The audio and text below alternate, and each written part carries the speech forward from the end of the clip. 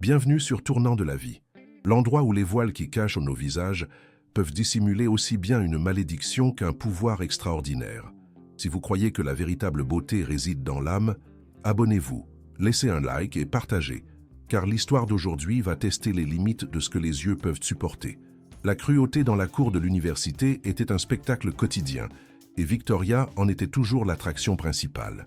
Hé, la bizarre, qu'est-ce que tu caches là-dessous?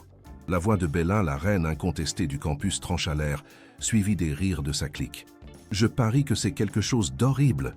Personne qui ressemble à un monstre ne mérite d'étudier avec nous. Les mots conçus pour blesser se heurtaient au mur de silence digne que Victoria avait érigé autour d'elle. Le visage entièrement couvert d'un voile épais, elle continua son chemin, les livres serrés contre sa poitrine comme un bouclier.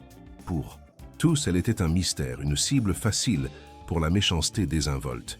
Mais le spectateur qui aurait pu voir à travers ce tissu aurait vu non pas un monstre, mais un ange forcé de vivre dans une cage de soie, et le secret qu'elle gardait était bien plus tragique et dangereux que n'importe lequel d'entre eux ne pourrait jamais l'imaginer. Depuis le jour de sa naissance, Victoria était à la fois bénie et maudite. Elle était venue au monde avec une beauté qui n'était pas simplement humaine. Elle était divine, d'une perfection si absolue et lumineuse que les yeux des simples mortels ne pouvaient la supporter. La première infirmière qui la vit pleura d'extase avant de s'évanouir. Un médecin, en essayant de l'examiner, eut une convulsion. La terrible vérité fut bientôt révélée. Son visage était fatal. C'est pourquoi elle vivait une vie d'isolement. Son visage, un secret gardé du monde, son seul contact visuel se faisant à travers le tissu qui la séparait de l'humanité.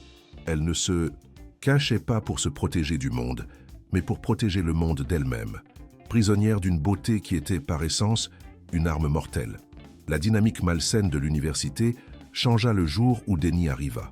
C'était un nouvel étudiant, transféré d'une autre ville, et il possédait une beauté tranquille et une intelligence qui le distinguaient des autres.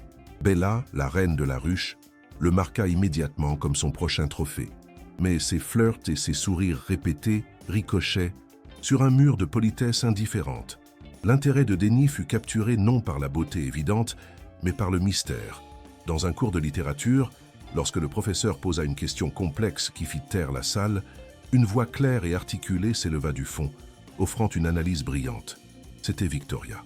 Denny se retourna, et pour la première fois, quelqu'un regarda la silhouette voilée non avec moquerie ou pitié, mais avec une admiration sincère et curieuse. Pour Bella, l'intérêt de Denny pour Victoria ne fut pas seulement un affront, ce fut une déclaration de guerre. La cruauté qu'elle pratiquait contre la jeune fille voilée était jusqu'alors un passe-temps désinvolte, un exercice pour maintenir sa popularité. Maintenant, c'était devenu personnel, une blessure narcissique qui saignait dans son orgueil. Dans son esprit, si l'intelligence de Victoria était ce qui l'attirait, alors elle devait prouver que sous ce cerveau se cachait un monstre, une aberration physique qui annulerait toute autre qualité. Elle devait détruire le mystère, et pour cela elle avait besoin d'un pion. Ses yeux balayèrent donc la cour et trouvèrent Joshua, un garçon athlétique et désespéré d'obtenir son approbation. Un sourire froid et calculateur se dessina sur les lèvres de Bella. Le piège était sur le point d'être tendu. Bella exécuta son plan avec la précision d'une araignée tissant sa toile. Elle trouva Joshua près du gymnase, son cœur un instrument dont elle savait jouer avec maestria. Avec une expression de fausse vulnérabilité, elle parla de la façon dont la présence étrange de Victoria la mettait mal à l'aise, comment son mystère était un affront à la transparence qu'il chérissait. Quelqu'un doit avoir le courage de montrer à tous qu'il n'y a rien à craindre, dit-elle en lui touchant doucement le bras, un geste qui fit tourner le monde de Joshua. Quelqu'un de fort, quelqu'un comme toi, Josh. À ses yeux, sa demande n'était pas un acte de méchanceté, mais une mission héroïque, la chance de devenir le chevalier qui sauverait la reine du nombre inconnu. Aveuglé par l'adoration, il accepta, sans savoir qu'il s'offrait en sacrifice, sur l'autel de la vanité de Bella. Le piège fut tendu dans un couloir isolé qui reliait la bibliothèque au bâtiment des sciences, un chemin que Victoria empruntait toujours en fin de journée. Les néons clignotaient par intermittence, projetant de longues ombres inquiétantes. Quand Victoria passa, Bella et son groupe émergèrent des ombres, lui barrant le chemin. Les provocations commencèrent, plus cruelles et plus fortes que d'habitude, un cercle de hyènes se refermant sur sa proie. Puis, comme convenu, Joshua traversa le cercle, le torse bombé de son courage fabriqué. « Assez de tout ça, dit-il dans une mise en scène d'héroïsme. Mettons fin à ce mystère une bonne fois pour toutes. » Victoria recula, son corps se raidissant, et pour la première fois, sa voix s'éleva, un murmure terrorisé, non pour elle, mais pour lui. « Non, s'il te plaît, ne fais pas ça. » Mais il était trop tard. Ses mains s'avancèrent et saisirent le bord de son voile. D'un geste triomphant, Joshua arracha le voile. Pendant une fraction de seconde, le visage de Victoria fut révélé, et le couloir mal éclairé fut inondé d'une lumière douce et aveuglante, comme si le soleil lui-même avait décidé de se lever à l'intérieur. Bella et ses amis crièrent, se protégeant les yeux, aveuglés par l'éclat impossible. Joshua, cependant, ne recula pas. Il était à la source de la lumière, le seul à avoir vu la vérité. Son visage, autrefois une grimace moqueuse, se mua en une expression de pure admiration extatique. Il vit une beauté qui défiait le langage, une symétrie qui contenait tous les secrets de l'univers. Une larme solitaire coula sur sa joue, puis avec un doux soupir, ses yeux se révulsèrent et il s'effondra sur le sol, inerte. La lumière s'éteignit aussi vite qu'elle était apparue, laissant derrière elle le silence, une odeur d'ozone et un corps immobile sur le linoléum. En panique, Bella et son groupe s'enfuirent, leurs cris résonnant dans les couloirs vides, laissant Victoria seule avec la conséquence tragique de son existence. Cette nuit-là, chez elle, elle pleurait dans les bras de sa mère, le poids de la culpabilité écrasant son âme. « Je l'ai tué, maman. Je suis un monstre. » Sa mère, dont le visage portait les marques d'une vie entière d'inquiétude, la serra fort contre elle. « Non, ma fille, tu n'es pas un monstre. Tu es une lumière, » dit-elle, la voix ferme avec la certitude d'une ancienne sagesse. Le prophète qui a béni notre lignée nous avait prévenus. Il a dit que ta beauté est une lumière qui brûle la fausseté. Elle détruit la curiosité malveillante et l'intention impure. Seul un cœur qui t'aime pour ton âme, et non par désir ou intérêt, peut supporter ton vrai visage. La malédiction, réalisa Victoria, n'était pas aléatoire. C'était un miroir qui reflétait et brisait la méchanceté dans le cœur des autres. La malédiction de Victoria est terriblement réelle, et la prophétie a révélé que seul un cœur pur peut survivre à sa vérité. Êtes-vous impatient de voir si Denny est l'élu? Si vous appréciez ce voyage de mystère et d'émotion, n'oubliez pas de laisser un like sur la vidéo.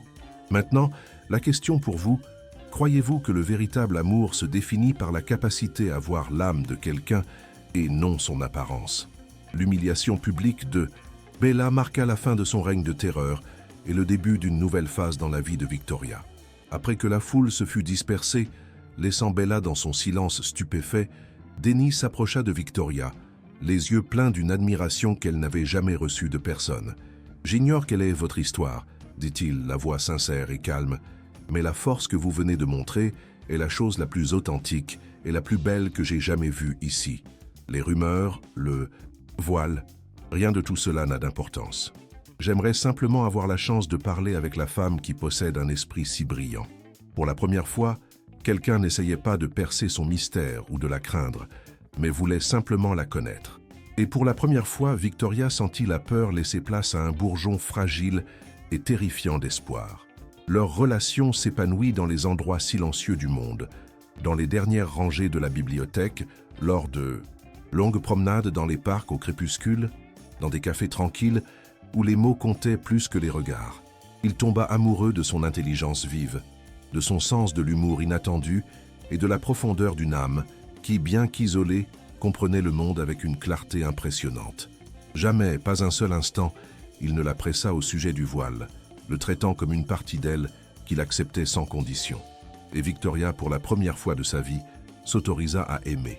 C'était un sentiment aussi bouleversant que terrifiant, car à chaque rire partagé, à chaque main effleurée, la prophétie résonnait dans son esprit.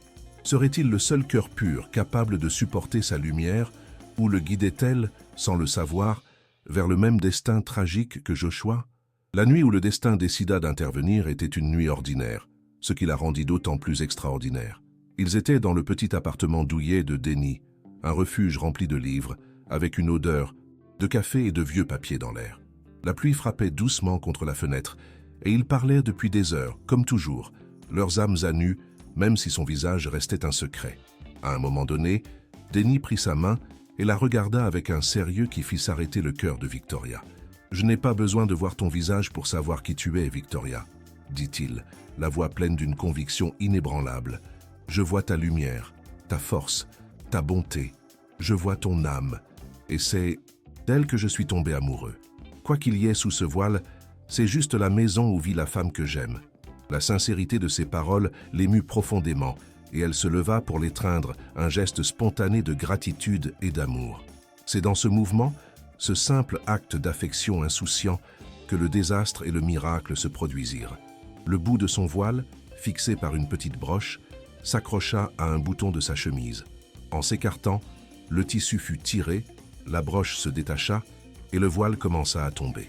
Le temps sembla ralentir, le morceau de soie flottant dans l'air comme une plume sombre. La panique s'empara de Victoria, une terreur glaciale, non pour elle-même, mais pour lui.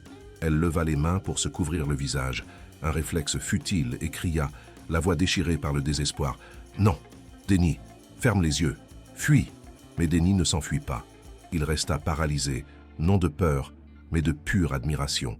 Du visage révélé de Victoria, une lumière commença à émaner. Ce n'était pas l'explosion aveuglante qui avait foudroyé Joshua, mais une lueur douce et dorée, chaude comme le premier soleil du matin. La lumière remplit le petit appartement, non de terreur, mais d'une sérénité sacrée, et dans son éclat, toutes les ombres de la pièce disparurent. Denny, les yeux grands ouverts, accueillit le torrent de beauté sans vaciller. Il ne voyait pas une arme, mais une révélation. Il voyait l'harmonie de l'univers contenue dans un seul visage, la manifestation physique de l'âme brillante et de l'esprit extraordinaire dont il était déjà tombé amoureux. Pour un cœur impur, cette lumière était un poison. Pour le sien, qu'il aimait pour qui elle était, c'était comme rentrer à la maison.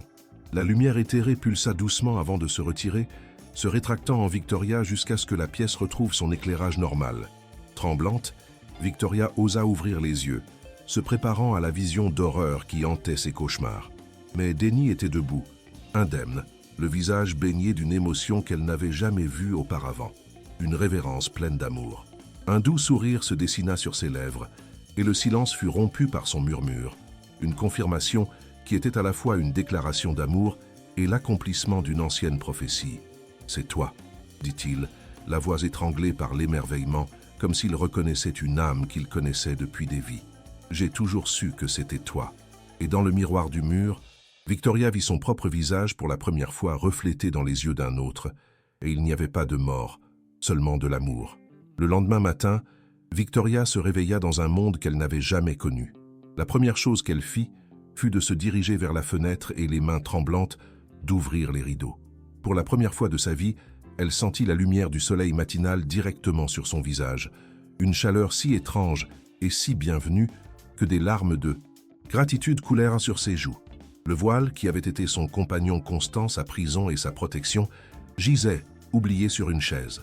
Denny prépara le petit déjeuner, et ils s'assirent à table, et il la regardait ouvertement, non avec l'admiration choquée de la veille, mais avec l'amour tendre et familier de quelqu'un qui voit le visage qu'il a toujours su être là. La malédiction avait été brisée, non par un sortilège ou un rituel, mais par le simple et miraculeux acte d'être aimée pour qui elle était.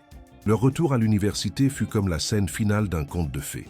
Ils traversèrent la cour main dans la main, Victoria le visage découvert, une vision d'une beauté si stupéfiante que tout le campus s'arrêta pour la regarder. Les murmures qui la suivirent n'étaient plus de moquerie ou de peur, mais de pure admiration et d'incrédulité. Les rumeurs sur la bizarre et le monstre moururent instantanément, remplacées par une nouvelle légende. De l'autre côté de la cour, Bella les vit. Elle vit la beauté radieuse de Victoria et l'amour indéniable sur le visage de Denny. À cet instant, son empire de popularité, bâti sur l'insécurité et la cruauté, s'effondra en poussière. Sans un mot, elle se retourna et s'éloigna, non comme une reine, mais comme une ombre, finalement vaincue par la lumière qu'elle avait si désespérément tenté d'exposer. La légende de la Belle au bois dormant du campus, comme on se mit à l'appeler, se répandit comme une traînée de poudre. Mais Victoria et Denny s'éloignèrent des projecteurs, préférant la paix de leur propre compagnie. Cependant, l'ombre de la tragédie de Joshua planait toujours, et Victoria savait qu'elle devait honorer la vie qui avait été perdue à cause de sa malédiction. Avec un courage silencieux, elle alla à la rencontre de la famille du garçon. Sans révéler la vérité surnaturelle, elle leur exprima son profond regret pour leur perte, et, dans un acte de grâce, utilisa les ressources de sa famille pour créer une bourse d'études à l'université au nom de Joshua.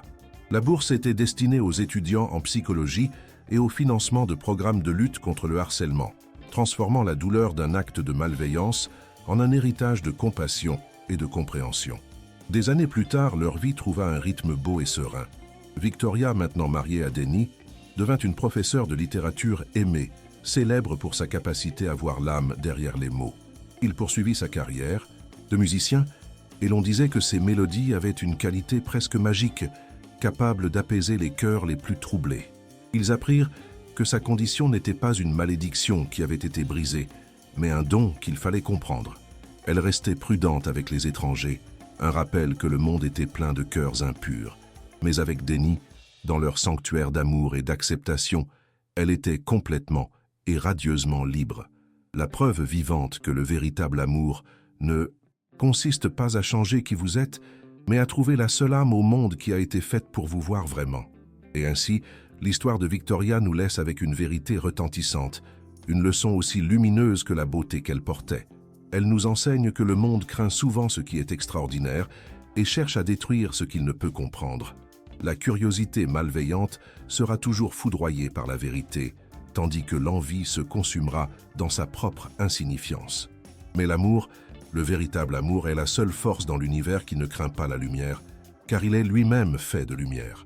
Le voyage de Victoria ne consistait pas à cacher un visage dangereux, mais à trouver la seule âme assez courageuse et pure pour la voir vraiment. Et la plus grande leçon de toutes est la suivante. La beauté la plus profonde n'est pas celle qui se révèle aux yeux, mais celle qui est reconnue par le cœur. La lumière de Victoria a trouvé son égal, prouvant que la véritable connexion transcende le visible. Ici, sur Tournant de la vie, nous croyons que chacun a une lumière qui attend d'être vue. Si cette histoire a illuminé votre journée, n'oubliez pas de vous abonner, de laisser un like et de partager. Continuez avec nous pour d'autres contes où l'âme enfin trouve son miroir.